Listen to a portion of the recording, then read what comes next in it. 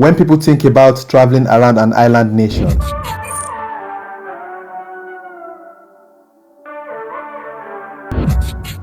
they often imagine boarding another flight. In Cape Verde, another option connects many of the islands. Ferries carry passengers, vehicles, and cargo across the Atlantic each week, linking communities separated by hundreds of kilometers of ocean. This journey begins in Sal and crosses to Boa Vista before making the return trip. The ferry offers a closer look at everyday life in an archipelago where the sea connects almost everything.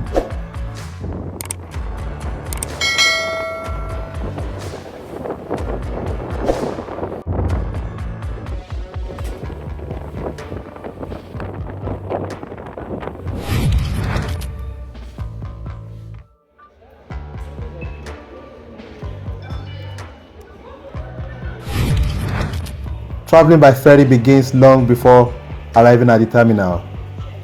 Tickets can be purchased online through the CAV Interior's booking platform or directly at the ferry station.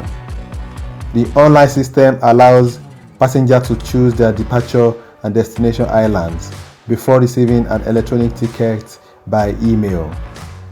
Ticket prices vary depending on the route. Cape Verdean citizens benefit from lower fares, while visitors pay a different rate.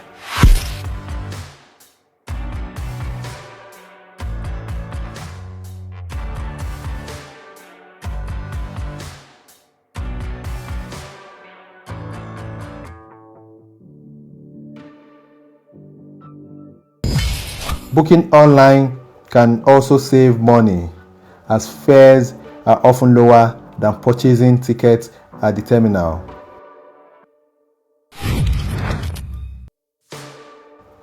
For anyone planning to travel between islands, booking ahead is usually the better option. Like air travel, ferry passengers complete check-in before boarding.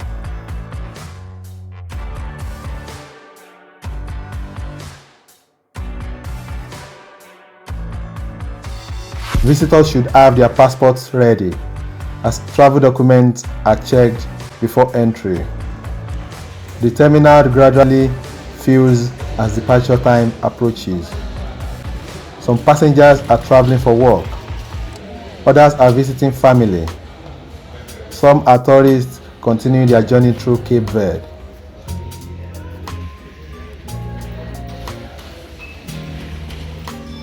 Although the process is straightforward, every passenger passes through the same checks before boarding.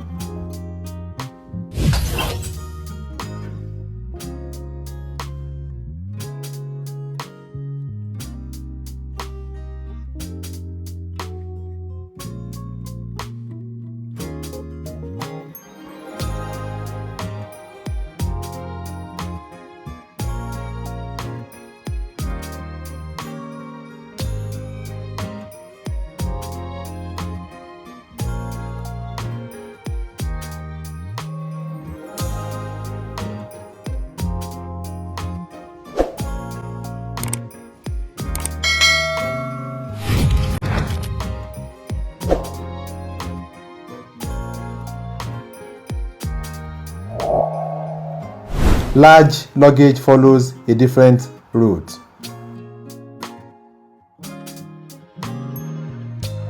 Before boarding, passengers place their bags into a dedicated vehicle, which transports luggage separately before it is unloaded at the destination.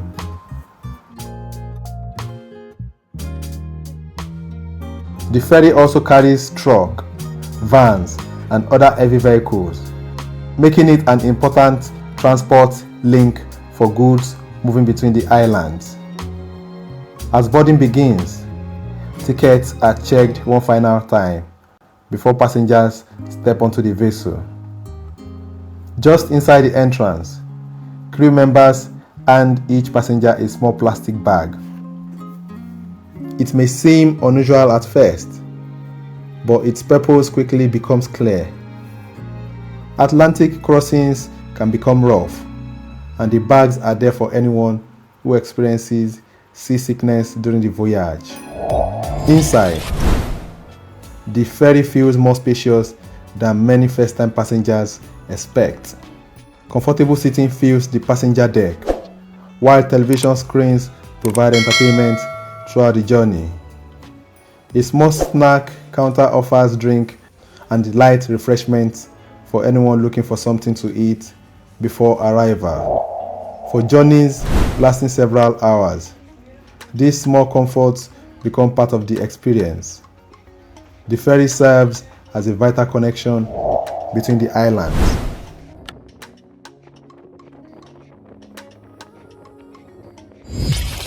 Offering passengers a shared journey across the Atlantic.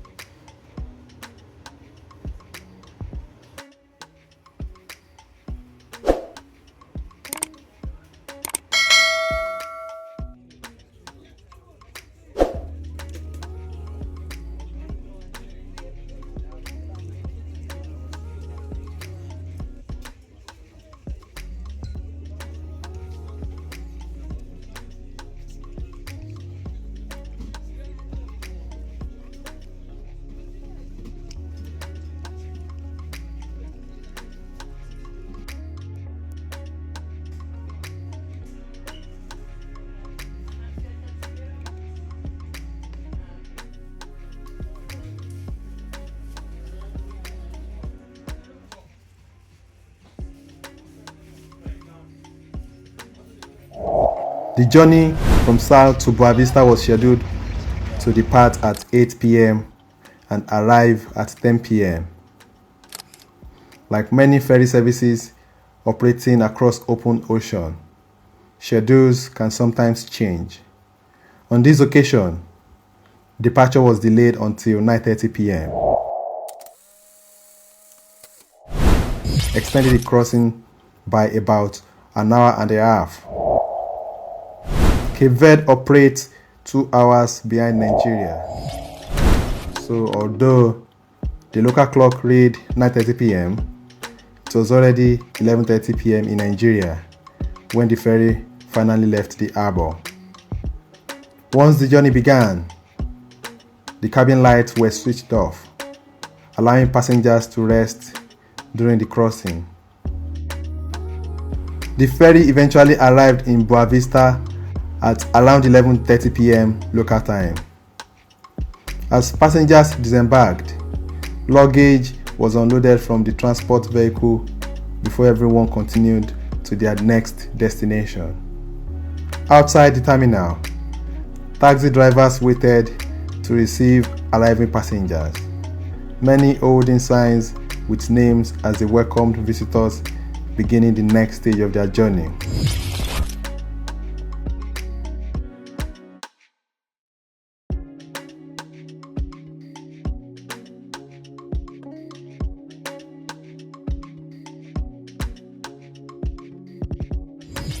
The return crossing followed a similar route, although this brought even longer delays. Departure was originally scheduled for 10 p.m., but passengers later received a message informing them that the sailing had moved to 2 a.m. Even then, the ferry did not leave immediately. The crossing eventually began at around 5 a.m., several hours later than originally planned. Waiting became part of the experience.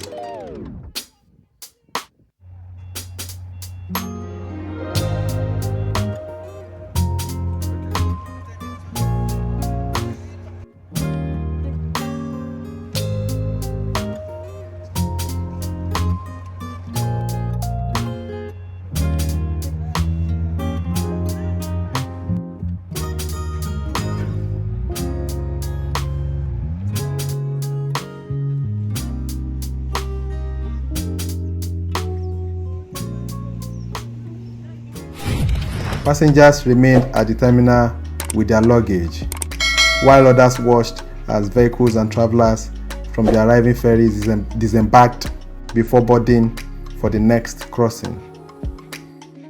Once preparations were complete, tickets were checked again, passengers boarded, and another journey across the Atlantic got underway.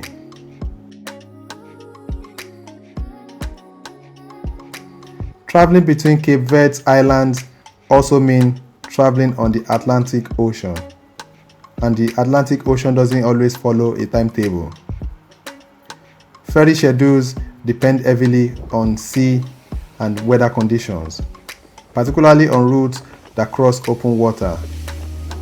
Strong winds and high swells can make crossings unsafe, leading to delays or, in some cases, cancellations.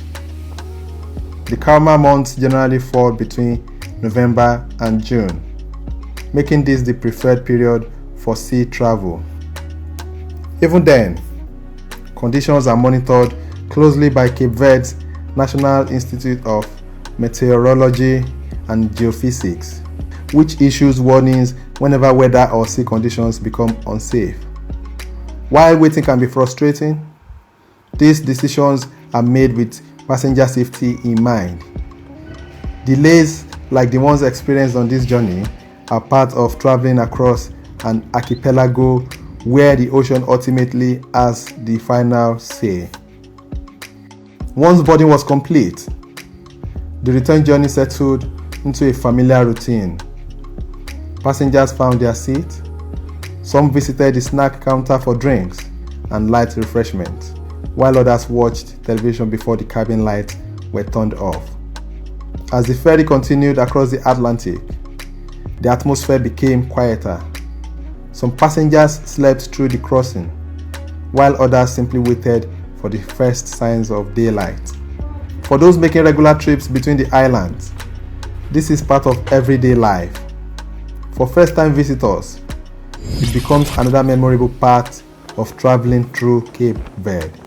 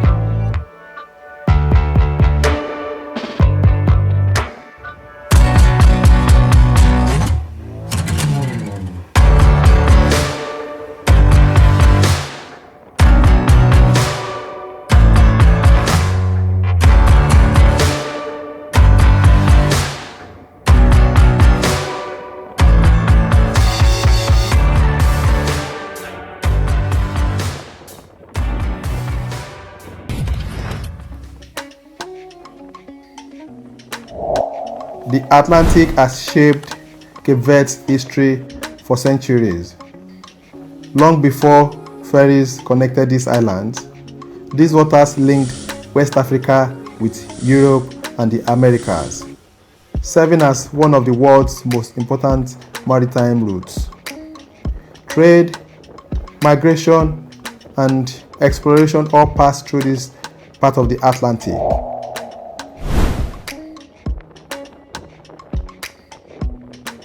Cape Verde's location made it an important stop for ships crossing the ocean, connecting continents and influencing the country's history, culture, and identity. These waters also carry difficult memories. During the transatlantic slave trade, countless Africans were forced across the Atlantic, and Cape Verde became one of the places connected to that history. The same ocean that supported trade also witnessed one of humanity's darkest chapters. Today, the Atlantic tells a different story. Ferries transport passengers, vehicles, and essential supplies between the islands. Businesses depend on these crossings. Families rely on them to visit one another. Goods move from island to island, helping to support communities across the archipelago. For Cape Verde, the Atlantic serves as a beautiful coastline, the connection between the islands, and an essential part of everyday life. As the ferry reaches port, another journey comes to an end. Passengers leave the vessel, collect their luggage, and continue towards their next destination.